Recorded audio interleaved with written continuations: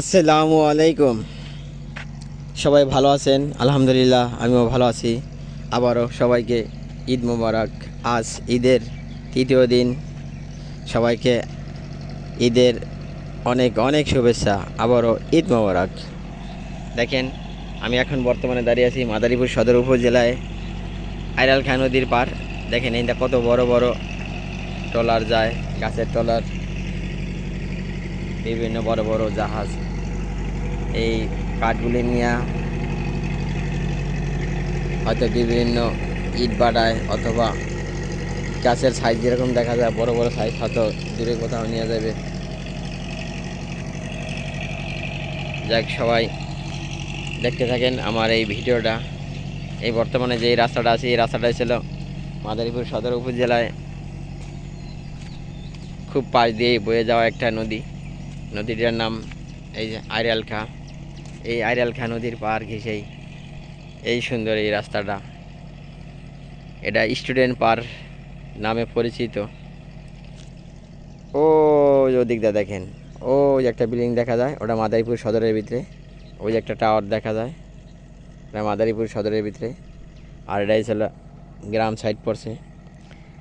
এটা এমন কিছু সময় আসবে দেখা যাবে এটা পৌরসভার ভিতরে নিয়ে যাবে, একবারে শহরের খুব কাছ থেকেই। মাদারীপুর শহর থেকে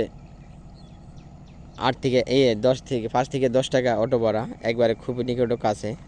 এটা বর্তমানে মাদারীপুর সদর উপজেলার পাঁচখোলা ইউনিয়ন এর ভিতরে পড়ছে। হয়তো আস্তে আস্তে দেখা যাবে এই পাকা মসজিদ এই সাইডটা, চৌরাস্তা এই সাইডটা কিছু এক সময় আসবে আপনার এই পৌরসভার ভিতরে নিয়ে যাবে। যাক, পৌরসভার ভিতরে আসুক, মানুষ পৌরসভার সব সুযোগ সুবিধা পাক, এই কামনাই করি। আর এদিকে হয়েছিল একবার এই রাস্তাটা চলে গেছে নদীর পার ঘেঁষে একবারে ওই ফেরিঘাট পর্যন্ত। দেখেন এইটা বিকেলবেলা অনেক লোক ঘুরতে আসে, সকালে ভোরে আসে 5টা সাড়ে 5টার দিকে অনেক লোক জগিং করতে আসে। আর বিকেলবেলা অনেক লোক ঘুরতে আসে। এখানে সুন্দর সুন্দর কতটুকু পর এরকম বসার জায়গা আছে। তারপর দেখেন এই যে এরকম বসার জায়গা আছে। তারপর কতটুকু পর আবার এই গোসল করার জন্য, মানুষের গোসল করার জন্য সুন্দর সুন্দর ঘাট করে দিয়েছে। আবার ওই যে দেখা যায়, দেখেন কতটুকু পর ওই যে ছাতির মতো লোকজন বসে বসে যাতে গল্প করতে পারে, এরকম এইগুলিও দিয়েছে। যাক, আমার এই ভিডিওটা আর বেশি লং করব না।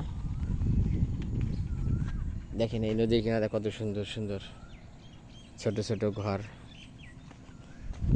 আর আমার এই ভিডিওটা আর বেশি বড় করবো না। সবাই ভালো থাকবেন, সবাই আমার জন্য দোয়া করবেন, আমার ফ্যামিলির জন্য দোয়া করবেন।